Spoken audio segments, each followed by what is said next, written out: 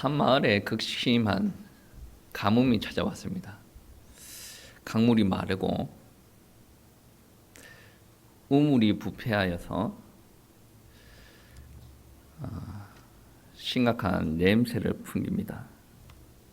사람들은 목이 다 들어가는 듯한 고통을 느끼게 되어서 어떻게 하면 자신들의 목을 죽일 만한 물을 찾을 수 있을까 고민하고 있었습니다. 그런데 마을의 어르신들이 하는 말이 저 우물의 물은 먹어도 된다. 내가 오랫동안 살아봤는데 저 물을 먹고 탈난 사람은 단 한 명도 없다. 라고 이야기하는 겁니다.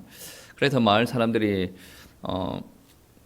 물이 너무 먹고 싶어서 고민하는 찰나에 어른들이 그런 말을 듣고 그 물을 마시게 되죠.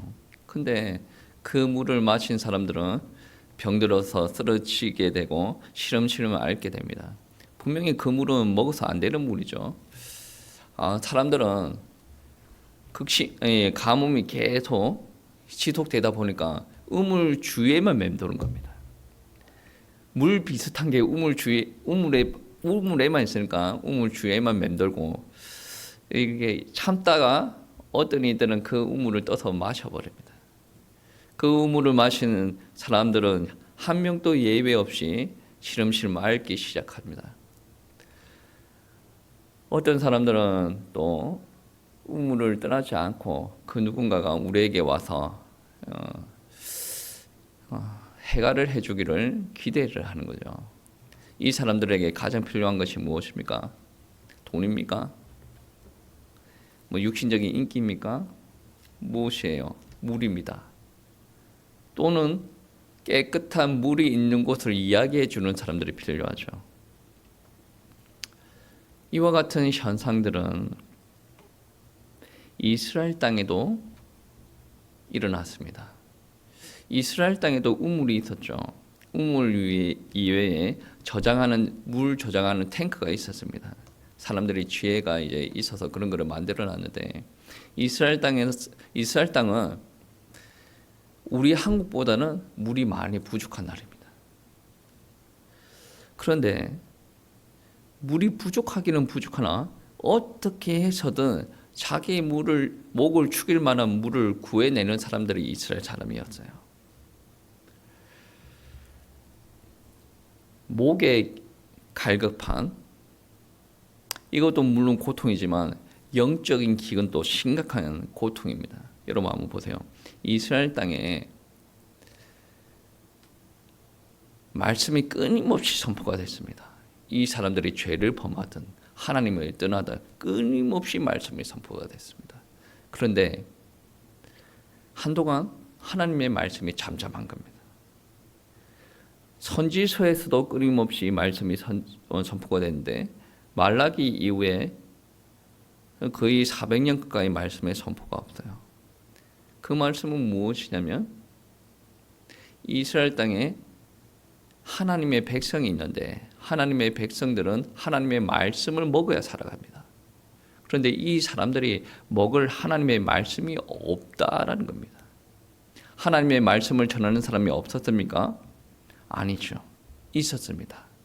그런데 그 말씀들은 이스라엘 땅에 있는 하나님의 백성들을 살리기에 부족한 말씀이었다라는 겁니다. 하나님의 말씀을 먹지 못하니 영적인 기근에 시달리고 병에 들어서 쓰러지기 시작합니다. 한 개인이 그럽니까? 아닙니다. 사회가 병들어가고 나라가 병들어갑니다. 예수님께서 요한복음 4장 말씀에 우물가의 여인에게 어떠한 말씀을 하시냐, 여러분 한번 보세요. 이 시대의 시대상을 그대로 보여줍니다. 이 우물에서 나는 물을 마시는 자마다 다시 목마르려니와 내가 주는 물을 마시는 자는 영원히 목마르지 아니하리니 내가 주는 물은 그 속에서 영생하도록 솟아나는 샘물이 되리라 라고 합니다. 예수님께서 우물가의 여인에게 하시는 말씀이 무엇입니까? 너희들을 살릴 수 있는 물은, 영혼을 살릴 수 있는 물은 나로부터 나오는 물이 되어야 된다라고 이야기를 하지 않습니까? 그러면 그전에는 없었습니까? 그전에는 예수님 그림자를 두고 이야기하는 구약의 말씀이 있었지 않습니까? 많은 이들이 말씀을 공급하고 은혜 받고 축복받고 하나님의 영광을 누렸습니다. 영광을 전했습니다. 그런데 지금 이 시대는 물이 없다라고 이야기를 하지 않습니까? 여러분, 이스라엘 땅에는 여전히 말씀을 읽습니다. 외웁니다. 말씀을 증거합니다. 회당에서 말씀을 가르칩니다. 그런데 왜 이렇게 사람을 살릴 말씀이 없다라고 하냐면, 이스라엘 땅에는 이미 그 말씀이 종교적으로 세속적으로 변질되어 갔습니다. 그 유대 종교 안에 기독권들이 자리를 잡고 있는데, 그 기독권들 중심으로 성경 말씀이 해석되고 적용이 되었습니다. 쉽게 말해서 더 이상 사람을 살릴 수 없는 썩은 물이 되어졌다라는 말씀입니다. 먹으면 먹을수록 사람들을 고통 속으로 몰아넣는 말씀이었다. 여러분, 유대인들의 율법을 한번 보십시오. 유대인들 율법 정말 은혜스러운 겁니다. 왜냐? 하나님께서 주신 거니까. 그런데 이 사람들이 잘못 해석하고 적용시키면서 어떤 일들이 일어났습니까? 안식일 날은 아무것도 먹지 못한다. 안식일 날은 병자 치유도 못한다. 예수님 사역할 때 그렇게 비판했지 않습니까? 결국은 무엇입니까? 아픈 사람들, 못 먹는 사람들한테는 외면되는 율법이었습니다. 그 율법을 지킬 수 있는 사람들은 누굽니까? 육신이 건강한 사람들, 안식일 날 안 먹어도 되는 사람들, 그런데 먹어야 되는 사람들 있지 않습니까? 예를 들어서 당이 치솟는 사람들, 엄청 예민한 사람이에요. 예를 들어서 영양분이 공급되지 않으면 힘든 사람들, 약을 먹어야 되는 사람들, 예를 들어서 그렇다는 거죠. 근데 말씀을 해석하는 사람들이 자기네 주변에서는 다 누릴 수가 있는 거예요. 그런데 그 율법이 은혜가 빠져버리고 완전히 사람을 메말라져 있는 신령 가운데 계속 망치질을 하는 거예요. 망치질을 하면 어떻게 됩니까? 메말라져 있는 심정이 쩍쩍쩍 갈라지지 않습니까? 물로 촉촉하게 적셔져야 되고 물로 채워져야 되는데 계속 율법으로 망치질을 하고 있습니다. 그런데 갑자기 이러한 시대에 광야에서 설교자 한 명이 나타납니다. 이 설교자가 얼마나 인기가 많냐면 그의 설교가 온 유대 사람들이 다 아는 설교예요. 반응이 엄청났습니다. 이 설교자는 누굽니까?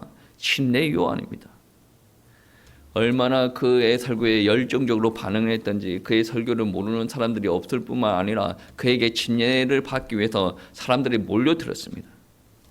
그가 누구인지 알아보기 위해서 예루살렘에서 제사장들, 레위인들이 파견됐습니다. 그들은 백성들과 같이 무조건 침례 요한을 초항할 수가 없었습니다. 왜 그런지 아십니까? 침례 요한이 지금 하는 행위가 자신들의 영역을 침범하고 있었거든요. 요한이 뭐를 주었다라고 이야기합니까? 침례를 주었다. 오늘날 한번 보세요. 오늘날 교단마다 조금 다릅니다. 모든 교단이 평신도한테 침례를 주도록 허락합니까? 아니죠. 어느 정도 교권에서 허락된 정규 과정을 거치고 교단에서 허락한 그 사람에게 교회 예식을 치르도록 합니다. 제가 알기로는 미국에서는 평신도도 침례를 준다라고 그렇게 듣기는 들었는데, 그러니까 어느 정도 뭔가 규율화가 되어 있으면 그거를 침범한다라는 것은 우리가 예민하게 반응을 할 수 있는 부분 아닙니까? 요즘 우리들 사회보다 예수님 시대, 침례 요한이 침례 주던 시대는 더 예민한 시대였습니다. 침례 요한은 랍비의 학교에서 훈련받은 적이 없어요. 그리고 성전 직무, 명예로운 성전 직무를 맡지도 않았습니다. 침례 요한은 바리새인도 아니고 사두개인도 아니고 헤롯 당원도 아닙니다. 근데 그가 누구에게 권위를 부여받아서 번제도 드리지 않고 죄를 회개하는 사람들에게 물독으로 집어넣어서 침례를 주고 있는가? 여러분, 물독에 집어넣어서 침례를 주는 행위는 죄 사함을 얻게 하는 교회 예식 중에 하나입니다. 여러분, 제 사함을 얻게 하는 예식 누구 하는 겁니까? 제사장이 하는 거지 않습니까? 제사장이 하는 겁니다. 속죄 제물을 하나님 앞에 드리고 우슬초에다가 다 이렇게 죄 사함을 받게 하는 행위를 누가 하는 겁니까?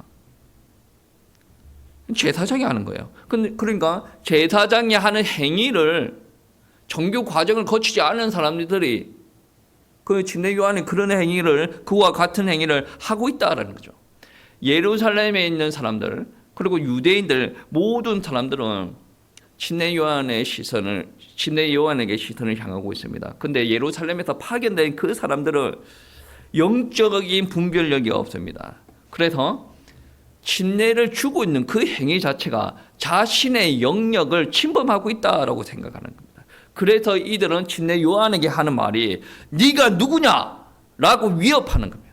그 말은 무슨 말이냐? 네가 무슨 권한을 가지고 네가 누군데 이런 침례를 주고 있느냐?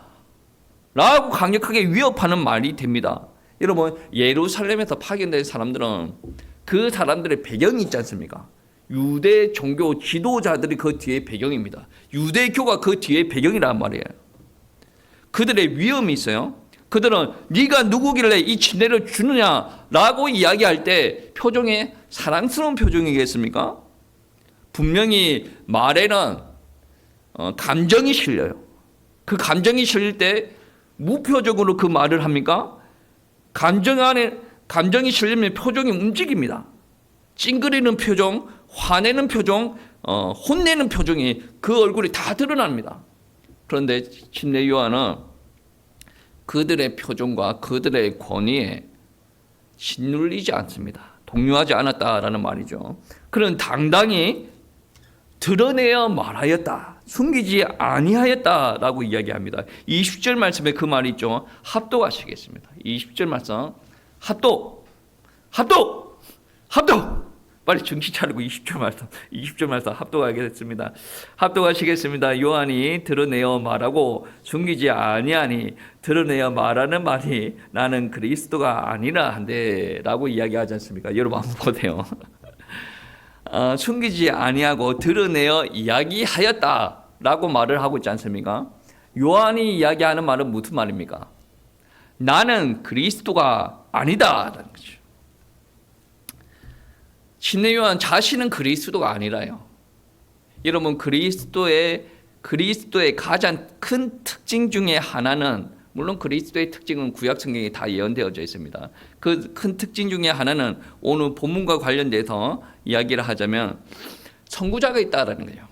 그 말은 무슨 말이냐면 그리스도가 이 땅에서 지상 사역을 하실 것인데 그분이 사역하시기 전에 앞서서 일을 하는 그 누군가가 있다. 그 누군가가 누굽니까? 그게 바로 침례 요한이다라는 것이죠. 그 말씀을 오늘 본문 말씀 1장 23절에 이야기하고 있습니다. 1장 23절 합독하시겠습니다. 이르되 나는 선지자 이사야의 말과 같이 주의 길을 곧게 하라고 광야에서 외치는 자의 소리로다 하니라. 아멘. 이사야가 이야기를 하는데 광야에 외치는 자의 소리다. 그러면 오늘 방금 읽었던 말씀이 이사야서가 말씀하시는 말씀인데 이 말씀은 이사야서 43절의 말씀입니다. 그러면 이사야서 40장 3절의 말씀이 어떻게 이야기하냐면 외치는 자의 소리여 이르되 너희는 광야에서 여호와의 길을 예비하라. 사막에서 우리 하나님의 대로를 평탄하게 하라. 이 말씀입니다. 이 말씀을 오늘 본문 말씀에서 인용하는 겁니다. 이사야 40장 3절 말씀의 1차적인 의미는 이렇습니다. 유다 백성들은 바벨론에서 포로 생활하다가 다시 유다로 돌아올 것이다. 광야에서 여호와의 길을 예비하라. 사막에서 우리의 하나님의 대로를 평탄하게 하라. 길을 수축하고 평탄하게 하라라고 이야기를 하지 않습니까? 그러니까 광야에서 외치는 자의 소리, 길을 예비하라. 이 말의 1차적인 의미는 무엇이냐면 바벨론에서 포로 생활하던 유대인들이 유다 길로 돌아올 것인데 거기에 있을 광야를 길을 예비하고 수축하라, 정리하라. 그리하여서 하나님의 사자들의 길을 닦고 그리고 나서 이 길로 오라라고 하였을 때 하나님의 백성들이 인도받을 것이다 라는 이야기죠. 이게 1차적인 의미입니다. 1차적인 의미는 무엇이냐면 그 광야에서 하나님의 일이 일어날 것인데 단순히 물질적인 광야 말고 사람의 마음이 광야인데 그 마음을 갈고 닦아서 준비하라라는 거죠. 예수님을 맞이할 수 있도록 준비하라라는 거죠. 그러니까 2차적인 의미라는 것은 상징적인 의미가 될 수도 있고 영적인 의미로 표현할 수가 있다는 거죠. 여러분, 그러면 우리 예수 그리스도가 오실 길을 예비한다라는 말이 되는데 예수 그리스도가 오신다라는 말은 구약 성경에서 계속 말씀하시고 있는 거예요. 그러면 예수 그리스도가 오신다라는 말은 어디에서 선포가 되어야 맞는 겁니까? 하나님의 말씀을 전하는 교회 성전에서 선포가 되고 회당에서 선포가 되고 그리고 그 말씀을 들었던 사람들이 각 현장에서 이야기가 되는 것이 원칙적입니다. 그런데 오늘 말씀은 침례 요한이 어디에서 말씀을 선포하고 있습니까? 회당입니까? 성전입니까? 아니요. 어딥니까? 광야에서 지금 하나님의 말씀이라고 자꾸 선포를 하고 있지 않습니까? 왜 이렇습니까? 광야에서 선포할 수밖에 없는 상황입니다. 성전, 유대교는 이미 속이 빈 껍질에 지나지 않다.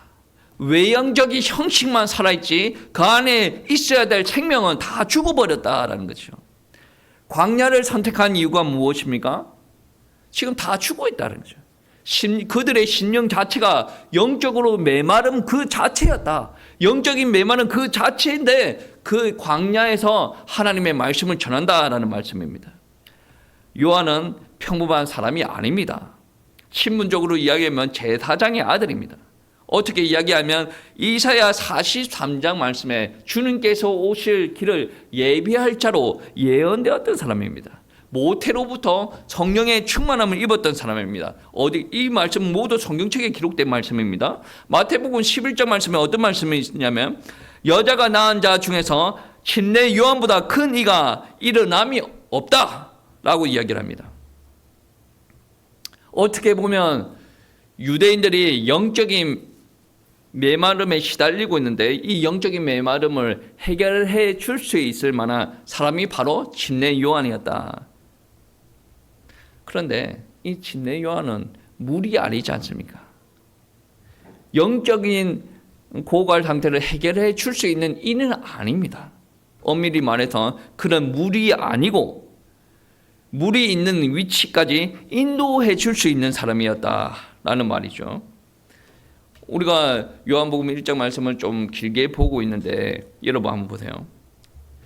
예수님을 요한복음 1장에서 무엇이라고 이야기를 합니까? 말씀, 로고스라고 표현하는데 침례 요한은 어떻게 표현합니까? 광야에서 외치는 자의 소리, 그가 내는 말을 말씀이라고 표현하지 않고 소리라고 표현합니다. 이것은 로고스가 아니에요. 이것은 헬라어로 포네라고 이야기를 합니다. 그러니까 예수님은 요한을 들어서 소리를 내게 하시고 로고스를 준비하게 하신다. 말씀이 와서 본격적인 사역을 하실 텐데 그 사역을 준비하게 하신다. 광야에서 외치는 자의 소리가 멈춰버리면 요한의 사역은 끝나버립니다. 그런데 여러분, 광야에서 외치는 자의 소리가 없어졌다고 한들 로고스, 말씀은 사라지지 않습니다. 로고스는 본질입니다. 진리입니다. 소리가 사라졌다고 해서 그 말씀이 존재하지 않는 건 아니에요. 여러분이 믿음이 없어서 하나님의 말씀을 읽지 않아요. 여러분의 입에서 하나님의 말씀을 내뱉는 소리가 사라집니다. 그러면 이 말씀은 없어지는 겁니까? 본질 자체는 사라지지 않는 거예요. 우리는 하나님의 말씀을 대언하거나 하나님의 말씀을 선포하거나 하나님의 말씀을 전하는 사람이에요. 근데 내가 이거를 쉬어버려. 내 입을 닫아버려. 입을 닫고 세상적인 일을 계속 이야기합니다. 그러면 이 말씀은 죽은 겁니까? 아니요, 살아있습니다. 여전히 이 말씀을 믿고 선포하고 기도하는 사람들에게 동일한 역사가 일어난다라는 말씀입니다. 신내 요한은 피조물이에요. 그가 내뱉는 하나님의 말씀은 소리라고 표현됩니다.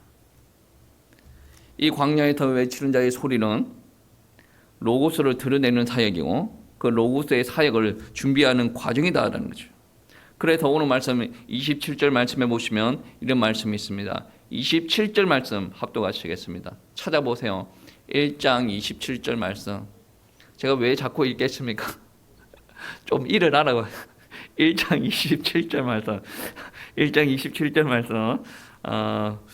설교가 좀 재미가 없긴 한데 1장 27절 말씀 합독하시겠습니다. 곧 내 뒤에 오시는 그라 감당하지 못하겠노라 하더라. 아멘.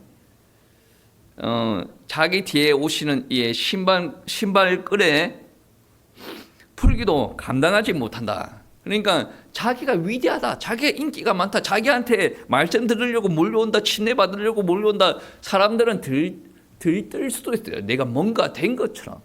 근데 침례 요한은 자기가 할 일을 분명하게 알고 있는 거야.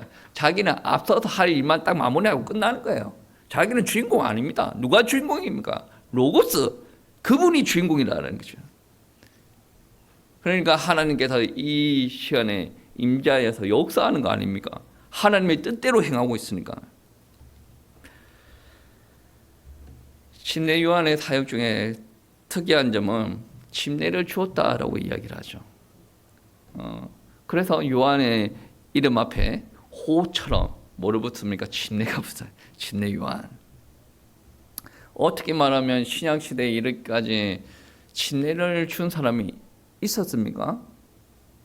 원어적으로는 그러한 언어가 표현되기는 하는데 그렇게 침례 요한처럼 침례를 준 사람이 없었다라고 표현되는 거죠. 그러니까 유대인들이 하는 말이 너는 왜 물로 침례를 주느냐라고 이야기를 하죠. 요한의 두 번째 말입니다. 오늘 말씀 26절 말씀입니다. 합독하시겠습니다. 요한이 대답하되 나는 물로 침례를 베풀거니와 너희 가운데에 너희가 알지 못하는 한 사람이 있었으니. 아멘. 이 말 자체가 많은 것을 포함하고 있습니다. 그리고 뭐까지 포함되고 있냐면 유대 땅에 영적인 암흑이 가득하였다. 어떤 단어로 통해서 알 수가 있습니까? 너희 가운데 너희가 알지 못하는 한 사람이 섰다. 분명히 로고스가 육신이 되어서 너희 가운데 서 있다. 그런데 너희들은 한 명도 그를 알지 못한다 라고 이야기를 합니다. 그리고 본인은 사람들의 이목은 다 누구한테 집중되어져 있습니까? 침례 요한. 예루살렘에서 온 사람들의 이목 누구한테 집중되어 있습니까? 침례 요한. 그러니까 사람들이 영적으로 무지하다. 분별력이 없다. 지금 침례 요한이 하는 행동은 누구를 위한 일입니까? 자기 다음에 오실 성육신된 로고스를 위해서 자기가 사역하는 건데 로고스에 대해서 관심 있는 사람이 단 한 명도 없어요. 침례 요한에 대해서 관심이 있습니다.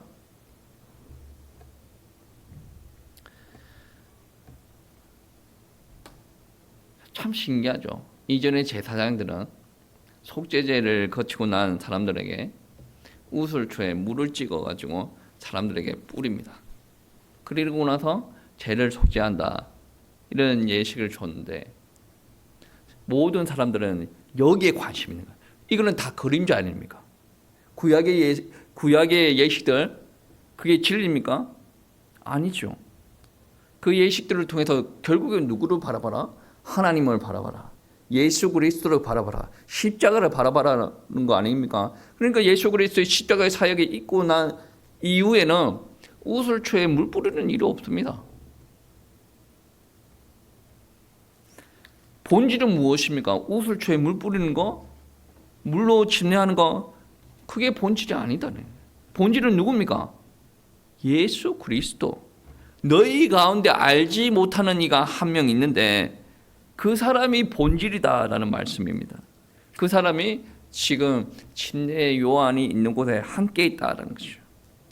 침례 요한의 증거가 그럽니다. 나는 그리스도가 아니다. 나는 물로 침례를 주는데 내 뒤에 오시는 그분은 너희가 알지 못하는 그분이 있다. 그리고 물로 침례를 주고 그분이 무언가를 한다라는 말씀이죠.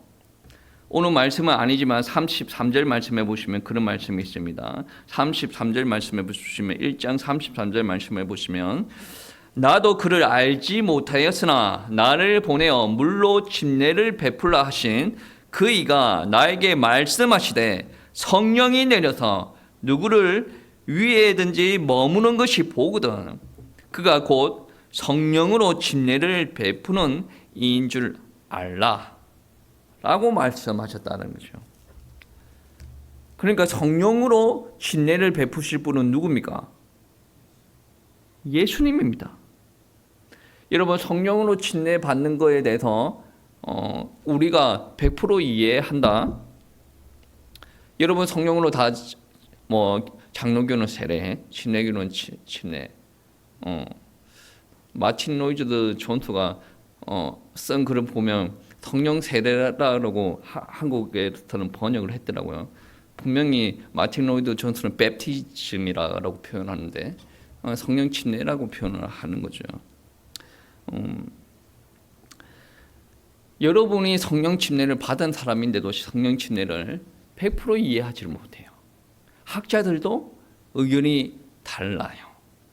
그런데 구약의 성령만 생각하던 사람이 어떻게 성령 침례를 이해하겠습니까? 구약에 성령 받아서 사역한 사람들 이야기 한번 들어보세요. 대표적으로 삼손. 얼마나 블레셋 사람들 많이 죽입니까? 근데 한동안 또 역사가 안 일어나. 또 하나님께서 또 은혜 주시니까 마지막에 기둥을 잡고 확 이렇게 힘을 주고 블레셋 사람들을 죽이는 일들이 벌어지지 않습니까? 사람들의 성령 침례에 대한 이해는 온전치 않습니다. 오순절 마가 다락방에서 일어난 성령 침례, 성령 임재, 성령 침례의 사건을 바라보고 판단하는 사람들이 가지각각이었어요. 그 시대의 사람들을 이해하지 못합니다. 그런데 우리가 알아야 될 부분들은 뭐냐면 쉽게 이야기를 하면 하나님의 자녀가 되는 사람들은 하나님의 신이 우리에게 임한다. 하나님의 자녀가 아닌 불신자들은 그 안에 누가 임합니까? 귀신이 임해요. 마귀가 임한다라는 거죠. 반면에 하나님의 자녀인 사람들은 하나님의 신이 임해요. 그러니까 불신자들은 자기네들은 자기가 알아서 잘 산다고 하는데 누가 시키는 행동대로 살아갑니까? 마귀가 시키는 행동대로 살아간다. 우리 딸내미가 제가 운전하는데 뭐를 물어봐요. 제가 이해하기로는 우상 숭배에 관련된 이야기를 물어봤던 것 같아요. 그 사람들은 신이 있다고 생각하는 것 같은데 이야기를 하더라고요. 당연히 신이 있지. 성경에서는 그 신을 참 신이라고 안 하는데 귀신, 마귀는 이제 귀신들의 우두머리, 귀신, 신이라고 표현하는 거죠. 그리고 불상 앞에 절하는 사람들은 자기들은 귀신한테 절한다라고 이야기를 하지 않는데 성경책에는 귀신한테 절한다라고 표현을 하고 있어. 우리는 하나님을 믿는 사람이고 하나님의 신에 의해서 우리는 이제 쓰임을 받는 사람들, 그 사람들의 귀신. 너무 노골적인 이야기지만 딸내미가 물어보길래 8살짜리가 올해 초등학교 1학년 올라가는 딸내미가 갑자기 물어보더라고. 그렇게 이야기했습니다. 쉽게 표현하면 우리한테 하나님의 신이 임하는 겁니다. 사람은 아주 정교하게 만들어졌습니다. 머리, 요즘에 AI가 막 그렇게 한다고 하는데 AI랑 인간 머리랑 차원이 다른 거예요. AI는 습득을 해서 많은 정보를 확장해 가지만 인간의 머리는 그렇게까지는 될 수 없다라고 하더라도 분명히 AI가 따라올 수 없는 영역들이 있다는 거죠. 여러분은 내장을 한번 보십시오. 내장을 한번 보십시오. 이것들이 얼마나 조화롭게 움직이고 있습니까? 여러분 이빨 한번 보세요. 이빨이 얼마나 조화롭게 이제 움직이고 있습니까? 사람은 피조물이에요. 근데 이 피조물이 제 기능을 다 하려면 창조 원리에 따라 하나님의 영이 임하여야 이 기능이 원활하게 회복된다. 아무리 운동을 열심히 한다라고 하더라도 하나님의 영이 떠나 있는 사람들은 고통 가운데 들어가게 되어 있습니다. 고통이 없다라고 하더라도 죽음을 맞이하게 되어져 있죠. 여러분, 인간은 기한이 정해져 있고 그 기간 안에 생존할 수 있도록 만들어졌어요. 근데 그 생존하는 기간들을 어떻게 생존하냐면 물 위에서 나온 물고기처럼 생존하고 있어요. 처음에 파닥파닥 합니다. 파닥파닥 하다가 나이가 좀 들어가지고 힘이 좀 떨어져 도 같은 것처럼 굳이 파닥파닥 할 필요가 있냐? 그냥 세상 그런 대로 이렇게 살아가지. 그러다가 죽는 거예요. 근데 하나님의 영이 임한 사람들은 어떤 거냐면 기계에 에너지가 공급되는 것 같이 그 에너지가 공급되면 엄청나게 힘을 가지고 이렇게 살아가요.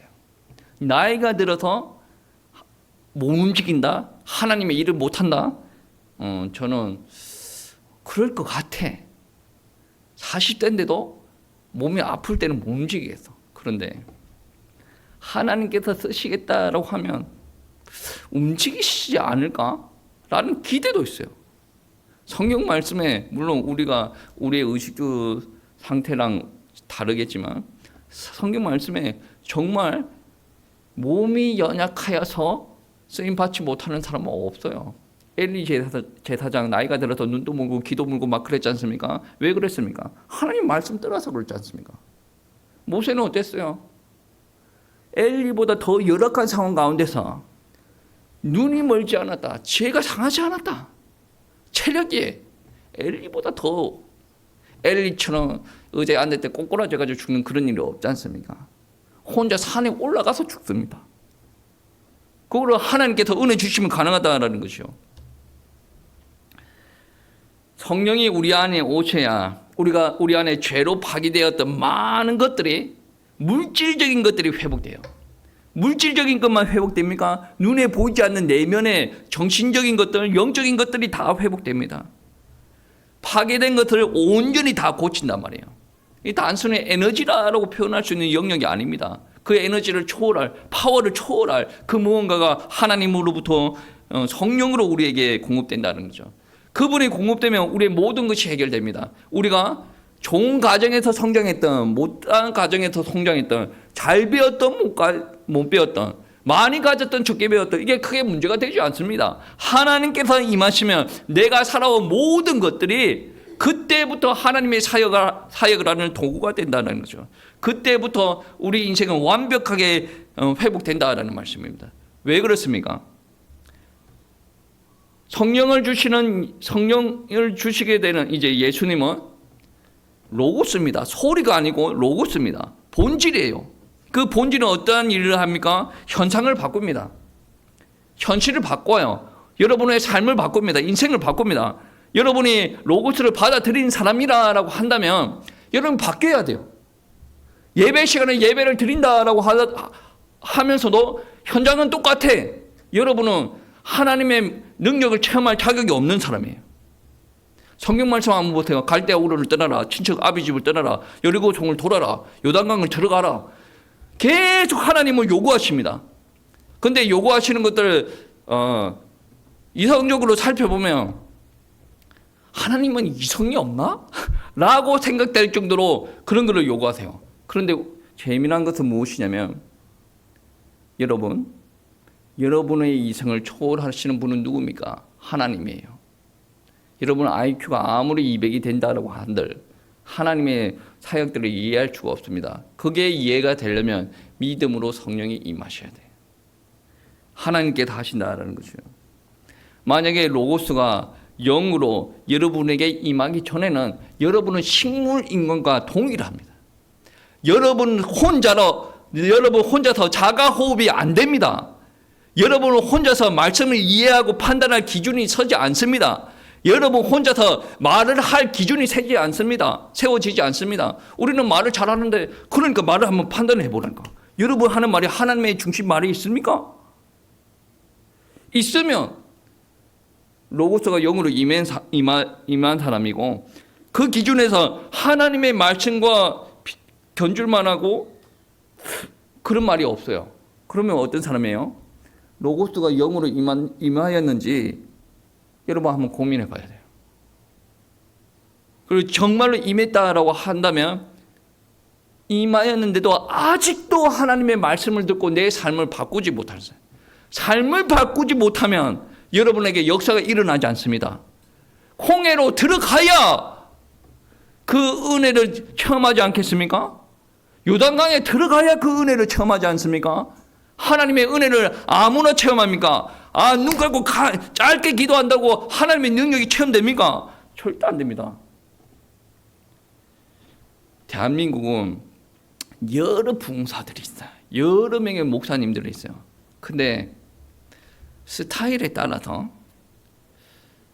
하나님의 말씀은 변질되면 되지 않는데 약간의 해석의 여지가 있을 정도로 변화가 된단 말이에요. 나는 믿어서 끝났어. 막 이런 식으로 끝나는 게 어디 있습니까? 끝나면 죽어야지. 서신서에서 계속 양육을 하지 않습니까? 분명히 그들은 하나님을 믿은 사람인데 양육을 합니다. 왜 양육을 합니까? 살아내야지. 복음이 임했으면 복음이 임한 사람으로 살아내야 돼. 그래야 하나님의 능력이 임하고 그리고 그래야 하나님께서 인도하시는 천국까지 우리가 갈 수가 있다라는 거죠. 로고스가 영으로 임합니다. 다른 말로 표현하면 성령으로 여러분에게 임하면 우리의 모든 삶 전체가 변합니다. 다른 말로 혁신이 일어나네. 다른 말로 축복이 임한다라는 거죠. 여러분 성령이 임하기를 간절히 기도하십시오. 성령이 임했다면 성령 충만하기를 기도하시고 또 하나님의 큰 은사가 여러분에게 임하기를 기도하십시오. 단순히 내가 믿음의 고백할 정도의 성령이 임했다. 그 정도로 수준으로 우리가 신앙생활을 못한다. 계속 우리가 실수를 하고 나간다.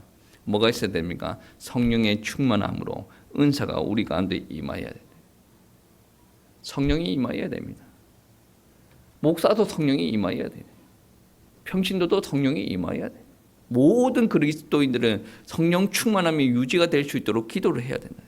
그래야 내가 하나님께서 원하시는 삶을 살아갈 수가 있고 내가 그런 삶을 살아갈 때 우리 주변 사람들한테도 선한 영향력을 미치며 복음을 전할 수가 있다. 오늘 말씀을 꼭 기억하시고 한 주 동안 승리하시기를 축복합니다.